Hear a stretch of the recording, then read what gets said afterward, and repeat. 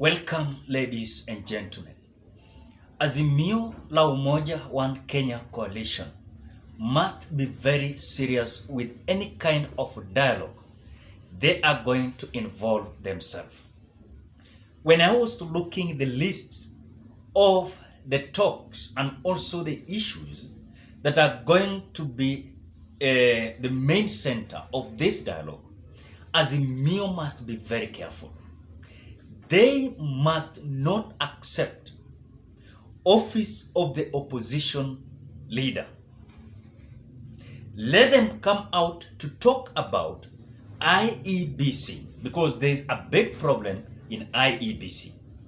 Number two, let them talk about political parties migration, where someone has been elected under a certain political party, then immediately, even leave alone even just waiting for 1 month, a leader is migrating from one political party to the other political party. These are the conversations that Raila Odinga must put on the table through Kalonzo Musyoka and other four. Let them also talk about the high cost of living. How can Kenya Kwanza lower the high cost of living? But if Azimio is going to talk about the office of the opposition leader, they are going to forget about the conversation of IEBC, about the political party migration, and also about the high cost of living. So in this video, I want us to have a conversation why Azimio is in danger. But before we do that, ladies and gentlemen, if you are a visitor for the first time and you have not subscribed to this channel, please do me a favor, ensure that you subscribe to this channel. You put on the notification bell that when I upload my videos like this, you get notified by YouTube. For those who have not done so, please ensure that you do so. And something that is more important, don't forget to like this video. Please, when you like this video, you support this video automatically, and we are going to be recommended in YouTube platform. So now, Azimio La Umoja has already released the names, those who are going to lead the dialogue. And Kalonzo Musyoka is going to lead the team, followed by the minority leader, Opiyo Wandayi. When you look at the other side of Kenya Kwanza, is going to be led by Kimani Ichung'wah, majority leader of the National Assembly, followed by the chairperson of UDA and the governor of Embu, Cecil Mbarire. When you look at the issues that these people are presenting on the table, Azimio must be very careful. Because Kenya Kwanza, they have realized that Azimio is easy. They are easy to be manipulated. Let this time round, this dialogue, let not be about manipulating Azimio. This will be possible if Azimio are going to, of course, lose their track on the reason why they are embarked to the dialogue. When you look at the issues that are being presented on the table, it is about the IEBC. Number two, it is about the high cost of living. Number three, it is about the office of the opposition leader. And also, I'm not seeing any kind of conversation of political parties migration. So I want to raise a red alarm that if Azimio is not going to ensure that these are the conversations they're going to have, count the Azimio La Umoja out.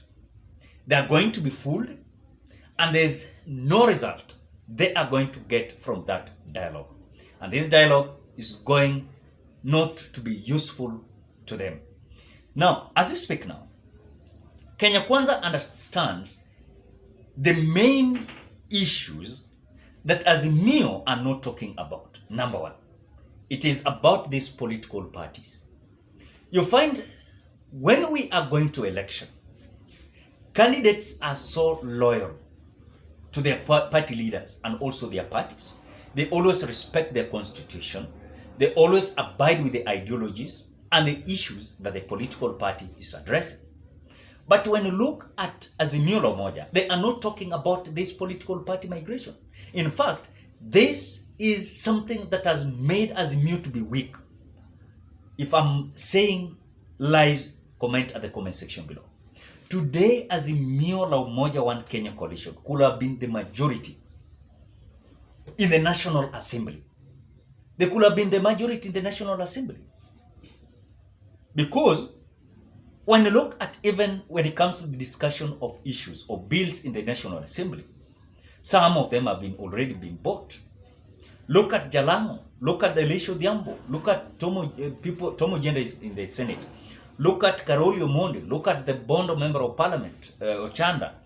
These people, they have been always voting together with the Kenya Kwanza Members of Parliament.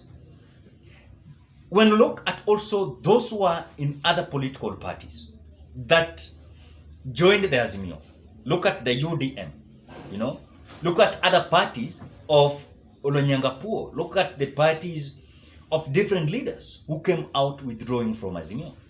These are issues that must be discussed in this dialogue.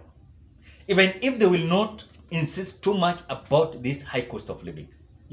When you look at even the demonstration, let us not lie to ourselves. They also came out, the first demonstration, they were talking about the IEBC servers. The issue is not only about the IEBC servers. It is about the political parties' migration. Someone was elected just yesterday. Then today, he's migrating from ODM, or rather, he's just going the way he has been elected under ODM party, joining the UDA party, which it is not good.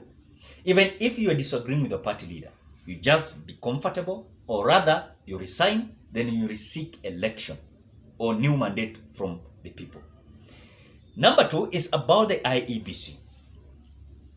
IEBC is the core value and also the main issue that these people must come out to discuss. Raila Odinga came out suggesting and also proposing that let us decentralize the IEBC.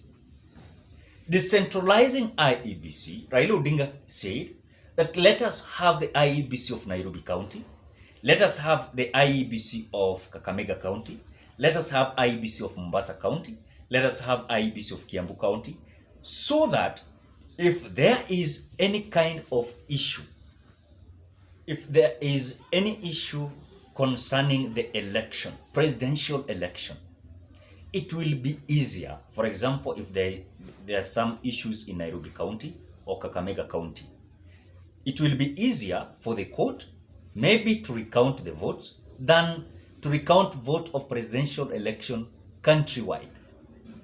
This is a good proposal, so that Raila Odinga, I listened to him coming out to propose these kind of issues. Now, they are forgetting that these are issues that they must formulate and also discuss in this dialogue. Let them decentralize the IEBC. If there is theft of votes in Mombasa County, let them deal with Mombasa. If election was good in Kiambu, let them leave alone Kiambu. This is something that is going to also help when it comes to the cases of those members of parliament, of those governors. It will be easier for them to resettle this issue of theft in election or other petitions. But again, Azimio, it seems like when look at even several members of parliament, their conversation, it is about the stake they are going to get from the Kenya Kwanza government. And this stake is about the office of the opposition leader. Because this office of the opposition leader is going to have also their budget. They're going to be funded by the government of the day. And that is something that they're trying to entrench in the law. But as they are talking about the IEBC, it will be easier for them also to understand, even despite of us not going to have this office of the opposition leader, at least we have a conversation of IEBC, and we have had a conversation of political parties migration. But the problem is, the main stake here in this discussion is about the office of the opposition leader. We don't want the office of the opposition leader, because now we are going not to have people who will stand with us, I know some people will say that opposition leader now will oversight the government in National Assembly. Then it means Opiyo Wandayi, who is the minority leader in the National Assembly, must resign. The minority leader in the Senate also must resign, because we are being told Raila Odinga will take over from the National Assembly. Then Martha Karua, who was the deputy, will take over the Senate Assembly, you know. So it means that as Raila Odinga is going to get into oversight of the government inside the National Assembly, then it means again, John Mbadi, the chairperson of ODM, must also resign, because they will need another space there where Raila Odinga will fit to lead, because Wandayi is not a nominated member of parliament. So Wandayi will just resign as minority leader, but not as nominated. He has been elected. So Mbadi is nominated. No one will like to step down because of Raila. It is only John Mbadi, ODM, and Wandayi to resign as minority leader. So these are issues that they must discuss. 1, IEBC. 2, political party migration. 3, high cost of living. Then let them not accept the office of the opposition leader. If they are going to accept this, then take it to the nearest bank. These people are going to fool Azimio, and at long last, the same scenario, the same dramas that we are seeing today is same thing that you're going to see, or rather, let us prepare to see this kind of drama in the next general election. Ladies and gentlemen, what are your thoughts? Drop your opinion at the comment section below. Otherwise, thank you so much because of great support. Please consider subscribing, liking, commenting, and sharing this video. Bye bye till we meet on another video.